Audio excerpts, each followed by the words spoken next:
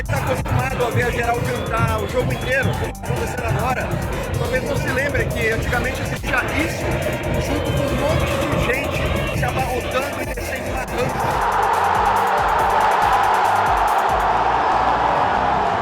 Era uma avalanche. Em cada país, em cada região do mundo, há costumes, crenças e cenas que constroem o esporte local. O futebol é cultura, e nessa série exclusiva do Peleja, eu vou me deslocar em cada episódio para te mostrar uma das suas tantas subculturas.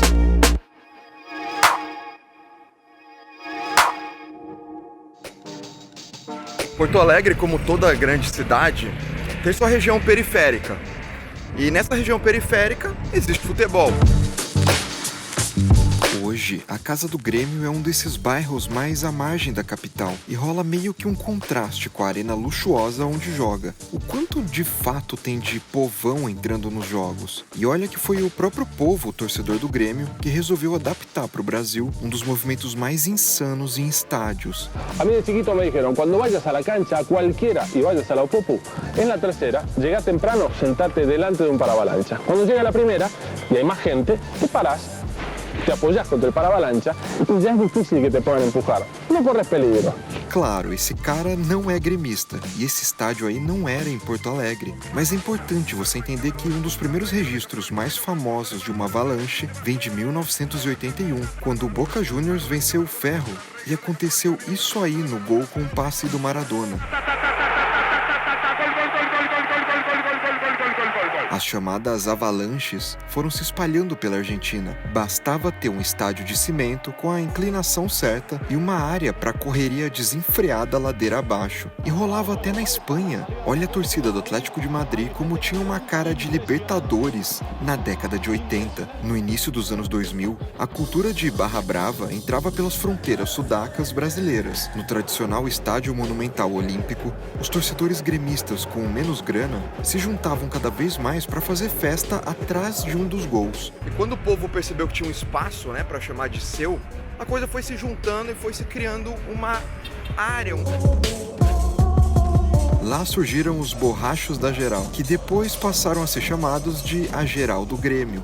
E é de 2003, um dos primeiros registros simbólicos da avalanche da Geral do Grêmio.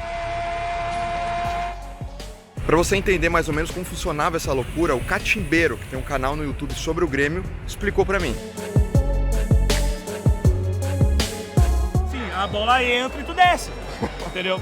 Tu te apoia no cara da frente, o cara de trás vai se apoiar em ti e tu vai descer. Daí uma hora tu vai parar e é isso, depois sobe. Mas no começo você pode se esborrachar se você tá desligado ou se é a sua primeira vez ali. Cara, é porque tem dois motivos para não se esborrachar. Porque se é jogo vazio, entre aspas, o cara vai descer de boa. E se é jogo lotado, não tem nem pra onde tu cair, porque tu vai se escorar em alguém.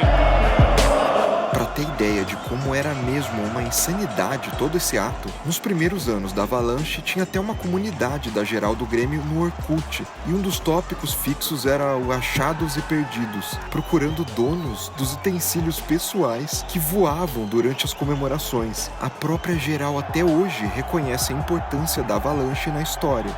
Se tornou ao longo do tempo uma marca do clube, entendeu? Que linkava o fanatismo, a Geral do Grêmio, ser vinheta da televisão. Imagina pro goleiro adversário, até pro goleiro do Grêmio, a cada gol, ver essa galera descendo, correndo, e pertinho aqui, da grade, olhando na sua cara. Desde a inauguração da Arena do Grêmio em 2012, foi garantida no setor da Geral uma rampa que faria a avalanche acontecer. Mas a história foi para outro lado. A arena ela foi projetada com espaço para avalanche, Eu inclusive tenho um capacete ali, que é um capacete do ensaio da avalanche. A Geral foi projetada. Na comemoração, a avalanche do Grêmio, a famosa avalanche do Grêmio, fez a comemoração típica e a proteção de acrílico não suportou. Tem um torcedor caído ferido no fosso da arena e em alguns trechos a proteção de acrílico acabou não resistindo. O muro do Olímpico lá foi construído em 54 e durou 300 milhões de avalanche. Aí chega na primeira aqui na arena, um estádio novo, com, cimento, ferro e tudo que tem. Na primeira avalanche cair, é sacanagem. E simplesmente, em vez de tentar resolver de outra forma, o pessoal, não tem mais para Avalanche no setor e acaba com a marca da torcida, e não só da torcida, a marca do Grêmio, né? Iniciou um processo de marginalização do torcedor, que isso é super comum, né? A torcida foi punida, o espaço foi interditado, diminuição da capacidade, e o engenheiro não foi preso, sabe? O engenheiro não foi preso, os caras não admitiram nada, quem se machucou não foi indenizado. A polícia já havia tentado proibir a Avalanche na arena. Depois desse incidente, logo no segundo jogo do clube na nova casa, foram instaladas as para-avalanchas, essa espécie de corrimão que evita esse tipo de aglomeração e é comum em outras arenas, como na do Corinthians. Aliás, em outros estádios do mundo, aconteceu já coisa parecida. É claro que a geral não parou de cantar e de fazer a própria festa.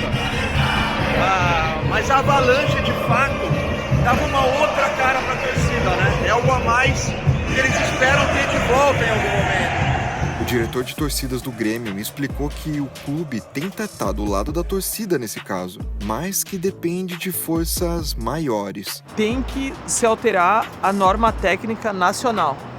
E a norma técnica nacional, para ser alterada, daí é com o governo federal. Tem uma série de costuras que, na verdade, determina o impeditivo, não é o Grêmio, não é o Ministério Público. Às vezes tem muita desinformação. O pessoal reclama.